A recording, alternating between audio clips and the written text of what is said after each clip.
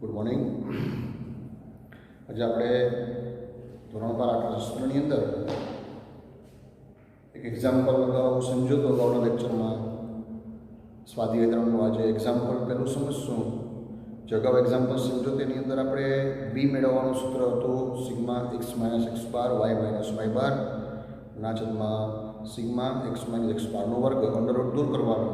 પહેલાં બી મેળવવાનો, પછી એ મેળવવાનો, પછી નિયત સંબંધ રેખાનું અન્વયોજન કરવાનું. આ સ્ટેપની અંદર આગળ વધવાનું. હવે આપણે આજે જે એક્ઝામ્પલ પહેલું સમજવાનું છે એમાં અગાઉ કરતાં થોડુંક અલગ છે. પહેલાં સૂત્ર નક્કી કરવાનું અને પછી આગળ વધવાનું. તો પહેલાં એક્ઝામ્પલ 3ની રકમ છે એ રકમ અહીંયા તમને આપેલી છે પેજ નંબર 120 ઉપર. એ રકમની અંદર કોઈ કારનું વપરાશનું આયુષ્ય વર્ષમાં આપેલું છે.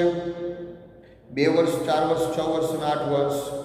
અને એનો વાર્ષિક સરેરાશ નિભાવ ખર્ચ રૂપિયામાં આપેલો છે અને હજારમાં 10, 20, 45 અને 30. આ પરથી નિભાવ ખર્ચની એટલે કે વાયની નિભાવ ખર્ચને આપણે વાય કહીશું અને કારના આયુષ્યને આપણે એક્સ કહીશું. નિભાવ ખર્ચ વાયની આયુષ્ય પરની એટલે કે એક્સ પરની નિયત સંબંધ રેખા મેળવો. એટલે વાય કેપ બરાબર એ પ્લસ બી એક્સ આપણે પહેલાં મેળવવાનું, જેને આપણે નિયત સંબંધ રેખા કહીશું. એના માટે આપણે વાય કેપ બરાબર એ પ્લસ બી એક્સ, અહીંયા આપણે બી અને કોની એની કિંમત મેળવવાની. ત્યાર પછી આપણે નિયત સંબંધ રેખા મેળવી શકશું. અને જો કારનું આયુષ્ય 10 વર્ષ હોય, કેમ કે આપણે 8 વર્ષ સુધી આપ્યું છે, હવે કદાચ આયુષ્ય 10 વર્ષ થાય તો અંદાજિત નિભાવ ખર્ચ પણ મેળવો. આવું તમને આની અંદર કહેવામાં આવ્યું છે. એટલે પહેલાં આપણે નિયત સંબંધ રેખા મેળવવાની. નિયત સંબંધ રેખા વાય કેપ બરાબર એ પ્લસ બી એક્સ. તેમાં સૌપ્રથમ આપણે બી મેળવવાનું, કેમ કે એ મેળવવાનું સૂત્ર છે એ બરાબર વાય બાર માઇનસ બી એક્સ બાર. જો આપણી પાસે બી હોય તો આપણે એ મેળવી શકીએ અને બી મેળવવાના અલગ અલગ સૂત્રો છે બરાબર. એ સૂત્રો આપણે નો અભ્યાસ આપણે અગાઉ કર્યો હતો. તો સૌપ્રથમ આપણે દાખલો છે એનો કોષ્ટક બનાવી દઈએ અને આગળ વધીએ. કારનું આયુષ્યને આપણે એક્સ કહીશું, નિભાવ ખર્ચને આપણે વાય કહીશું. પહેલા બે કિંમતો આપણે લખી દઈએ.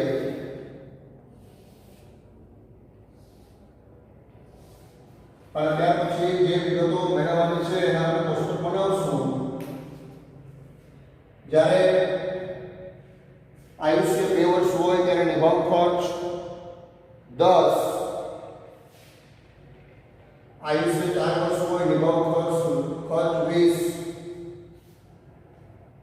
આયુષ્ય 6 વર્ષ હોય નિભાવ ખર્ચ 25,000 હજારમાં છે. આયુષ્ય 8 વર્ષ હોય નિભાવ ખર્ચ 30,000. જેમ જેમ આયુષ્ય વધતું જાય એમ નિભાવ ખર્ચ વધતો જાય છે.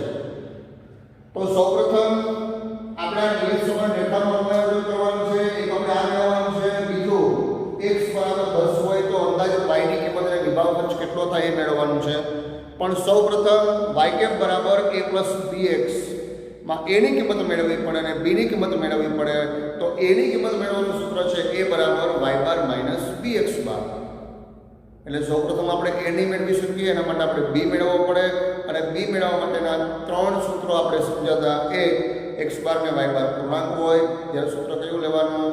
b બરાબર સિગ્મા x માઇનસ લખી દઉં છું x બાર ને y બાર પૂર્ણાંક હોય તો સિગ્મા x માઇનસ x બાર અને y માઇનસ y બાર ના છેદમાં y ગણી દેવાનો. इसी वैल्यू को મૂકવાની સિગ્મા x માઇનસ x બાર નો સ્ક્વેર. ક્યારે આનો ઉપયોગ કરવાનો? જ્યારે x બાર ને y બાર પૂર્ણાંક હોય. x બાર ને y બાર અપૂર્ણાંક હોય ત્યારે આપણે સૂત્રનો કયા સૂત્રનો ઉપયોગ કરશું?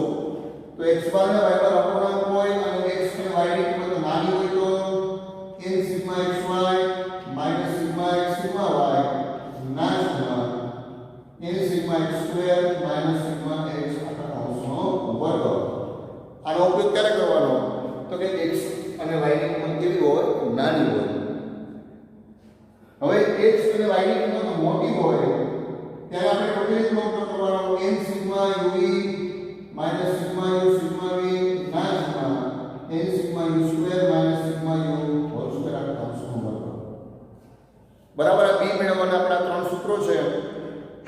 કયા સૂત્રનો ઉપયોગ કરવો એ કોના આધારે નક્કી કરી શકીએ આપણે? તો કે x બાર અને y બારના આધારે નક્કી કરી શકીએ.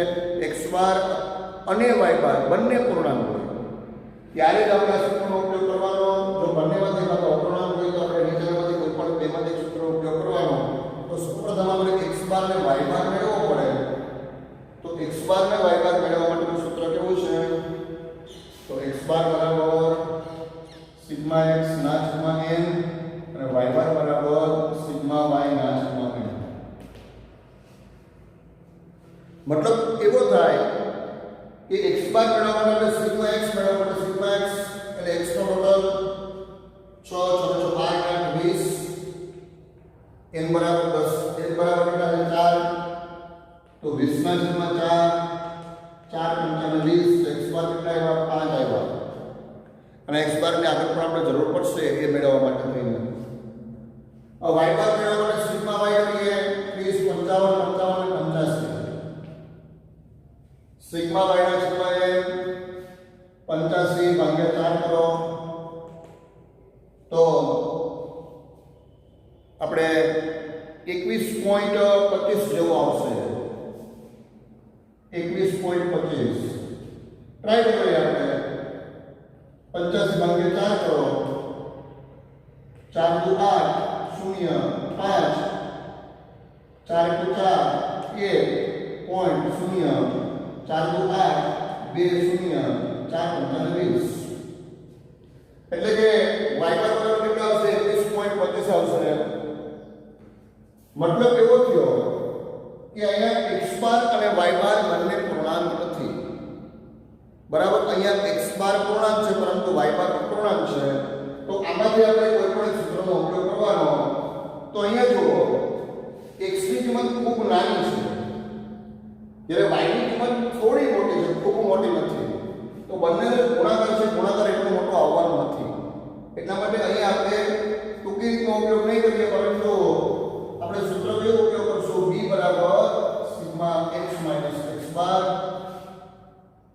બાદ કરજો b બરાબર n sigma xy minus sigma x sigma y ના છેદમાં n સિગ્મા x નો વર્ગ minus sigma x whole square.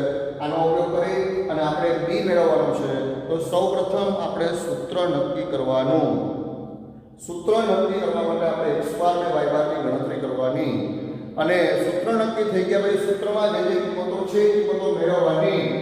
તો પહેલી કિંમત સિગ્મા xy બરાબર, તો આપણે xy ની ગણતરી કરવી પડશે. x અને y બંનેનો ગુણાકાર.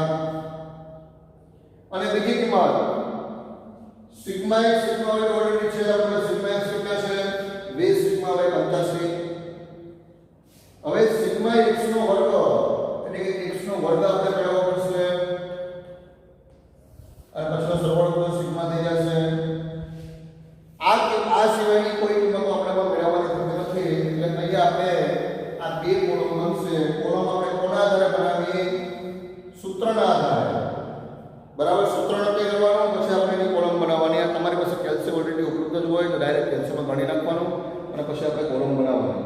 બરાબર, તો આપણે એટલી કિંમતો અહીં મેળવવાની થશે xy સિગ્મા xy એના પછી સિગ્મા x નો વર્ગ બરાબર. અહીંયા આપણે લખી દઈશું x બાર બરાબર 5 અને y બાર બરાબર 21.25 જે આપણે મેળવેલા છે અગાઉ.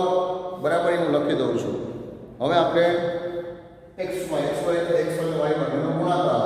આ બંનેનો ગુણાકાર કરીએ 2 × 10 એટલે 20 4 × 20 એટલે 80 6 × 25 એટલે 150 અને 30 × 8 8 × 24 240. આ તો xy આપણે કોની જરૂર છે? સિગ્મા xy ની જરૂર છે. ટોટલ માપ દેવાનો એનો 100 100 250 250 ને 240 એટલે કેટલા થશે? Sigma xy 490. સિગ્મા xy બરાબર 490 થશે. હવે આપણે y નો વર્ગ મેળવવાનો, x નો વર્ગ મેળવવાનો. y નો વર્ગની કોઈ જરૂરિયાત નથી. x નો વર્ગ એટલે આનો વર્ગ 2 નો વર્ગ 4 4 નો વર્ગ 16 6 નો વર્ગ 36 અને 8 નો વર્ગ 64.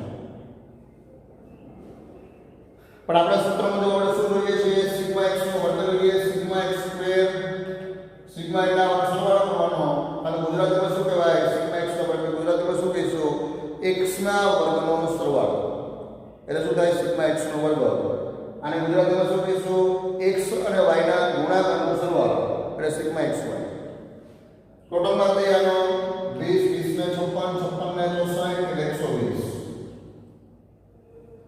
બરાબર આ શું મેળવ્યું આપણે સિગ્મા xy અને સિગ્મા x નો વર્ગ મેળવ્યો હવે આપણે સૌપ્રથમ b મેળવવાનો આપણું સૂત્ર નક્કી કર્યું તો b બરાબર n sigma xy minus sigma x sigma y ના છેદમાં n સિગ્મા x નો વર્ગ માઈનસ સિગ્મા x આખા કૌંસનો વર્ગ n સિગ્મા xy તો n બરાબર કેટલા છે 4 એક sigma xy 490 minus sigma x sigma y તો સિગ્મા x કેટલા છે 20 અને સિગ્મા y કેટલા છે 85 ના છે આ બાયની દિશાની બેને રાખવું પડે છે એટલા માટે મેં બેને કૌંસમાં લખ્યા 20 ગુણ્યા 85 બરાબર એનો જે ગુણાકાર આવે એને માઈનસમાં લેવાનો કેમ કે બે પ્લસ છે n સિગ્મા x નો વર્ગ n બરાબર 4 અને સિગ્મા x નો વર્ગ 120 માઈનસ जो n सिग्मा x નો વર્ગ n બરાબર 4 સિગ્મા x નો વર્ગ એટલે શું x ના વર્ગનો સરવાળો x ના વર્ગનો સરવાળો કેટલો છે 120 માઈનસ સિગ્મા x આખા કૌંસનો વર્ગ એટલે સિગ્મા x એટલે x નો સરવાળો અને એનો વર્ગ લેવાનો x નો સરવાળો કેટલો છે 20 અને એનો વર્ગ હવે આપણે આ બંનેનો ગુણાકાર કરીએ 490 ગુણ્યા 4 કરો 400 ગુણ્યા 4 એટલે 1600 અને 90 ગુણ્યા 4 એટલે કે 936 એટલે 360 1600 વત્તા 360 એટલે 1960 એનો જવાબ આવશે કદાચ 1960 માઈનસ 85 ગુણ્યા 20 કરો 85 ગુણ્યા 2 કરો એટલે 17 ને પાછા 170 અને એની બિંદુ ઉમેરી દો 1700 બરાબર એની કિંમત આવશે 1700 ના છૂટમાં ટેલી કરી લેજો 490 ગુણ્યા 4 હું ટેલી કરું 490 ગુણ્યા 4 એટલે 1960 અને 20 ગુણ્યા 50 એટલે 2 ગુણ્યા 50 એટલે 170 અને બિંદુ ઉમેરી દેવાનું એટલે 1700 ના છૂટમાં 1248 480 માઈનસ 20 નો વર્ગ એટલે 4 નો વર્ગ કરો 2 નો વર્ગ કરો 2 નો વર્ગ 4 અને 2 બિંદુ ને કેટલા થાય 400 હવે 1960 માંથી 1700 માઈનસ કરો કેટલા થાય 2000 ભાગ કરો 260 ના જ 480 માઈનસ 400 એટલે 80 આવશે આ બંનેનો બિંદુ ઉડાડી દો એટલે કેટલા થાય 24 ભાગ્યા 8 કરો એટલે 8 × 16 8 × 24 પોઈન્ટ 2 ઉપરથી બિંદુ ઉડાડો 20 8 × 16 4 8 × 40 તો b બરાબર કેટલા આવશે b બરાબર 3.25 આવશે આપણે કોની કિંમત મેળવી b ની કિંમત મેળવી હવે આ જ પ્રકારે આપણે a ની કિંમત મેળવવાની કેમ કે આપણે શું મેળવવાનું છે આપણે મેળવવાનું છે y બરાબર a plus bx અહીંયા આપણે b મેળવ્યું એટલે કે y ની x પરની નિયત સમાન રેખા એટલે કે નિભાવ ખર્ચની આયુષ્ય પરની નિયત સમાન રેખા આપણે મેળવવાની છે તો પહેલા આપણે b મેળવવો હવે a મેળવશું a બરાબર સૂત્ર કેવું છે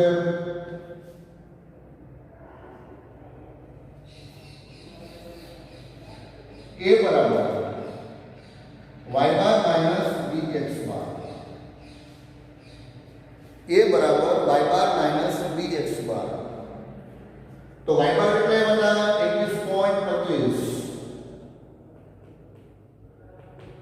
માઈનસ b બરાબર કેટલા છે 3.25 અને x બાર બરાબર કેટલા આવ્યા 5 આ x બાર બરાબર 5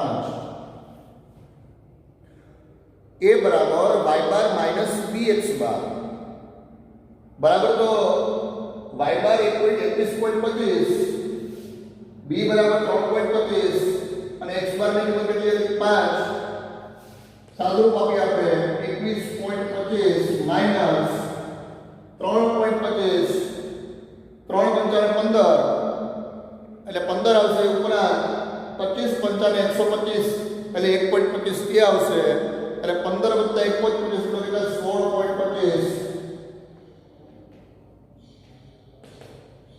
21.25 માઈનસ 16.25 કરો ઉપરના 25 ગયા 21 માઈનસ 16 કરો એટલે 5 એ બરાબર કેટલા આવશે 5 આવશે હવે આપણે શું લેવાનું તો કે નિભાવ ખર્ચ y ની નિભાવ ખર્ચ y ની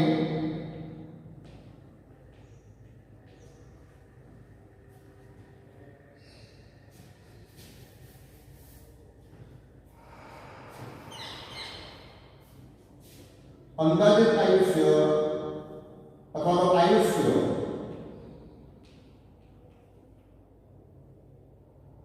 x પરની નિયત સફળરેખા y કે બરાબર a plus bx માં a બરાબર 5 અને b બરાબર 3.25 મૂકતા तो y के बराबर a बराबर कितना लेवाना 5 वत्ता b बराबर 3.25x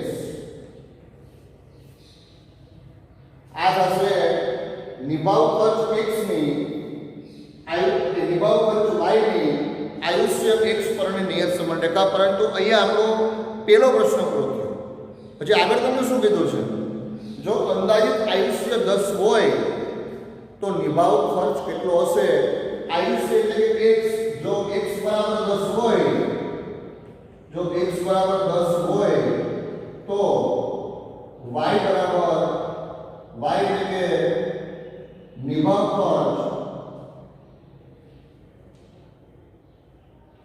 નું અનુમાન આપણે એનું અનુમાન મેળવી શકશું બરાબર પણ હકીકત એટલો જ થઈ મેળવી શકશું નહીં એમાં ત્રુટિ પણ હોઈ શકે જો x બરાબર 10 એટલે આની અંદર y કે બરાબર 5 plus 3.25 ગુણ્યા x માં x બરાબર 10 મૂકતા અહીંયા આપણે x બરાબર કેટલા મૂકવાના x બરાબર 10 મૂકવાના તો 5 વત્તા 3.25 ગુણ્યા 10 બરાબર 5 વત્તા 32.5 બરાબર 37.5 એટલે કે જ્યારે અંદાજિત આયુષ્ય 10 વર્ષ હશે ત્યારે એનો અંદાજિત નિભાવ ખર્ચ 37.5 એટલે કે 37,500 હશે બરાબર આવું તમારે એના અનુમાનની અંદર નીચે લખવાનું હવે અહીંયા હું લખી દઉં છું તમારે એની સમજૂતી કઈ રીતે આપવાની સમજૂતી અહીંયા લખી દઉં છું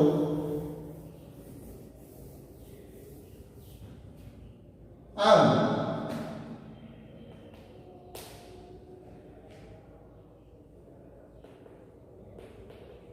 આયુષ્ય 10 વર્ષ હશે ત્યારે નિભાવ ખર્ચનું અનુમાન 37.5 હજાર હશે અથવા થશે એટલે કે દર x વર્ષે નિભાવ ખર્ચ 3.25 હજાર જેટલો હશે બરાબર આવું છેલ્લે તમારે એના અનુમાનની અંદર છેલ્લે લખવાનું કેમ કે લખશો તો જ છે તમને એના માર્ક મળશે આ મતલબ પૂરા માર્ક મળશે આ પ્રકારના જેટલા પણ દાખલા તમને સ્વાધ્યાયની અંદર આપ્યા છે અને સ્વાધ્યાય 3.1 ની અંદર આપ્યા છે એ બધા જ દાખલાઓ તમારે પૂર્ણ કરવાના છે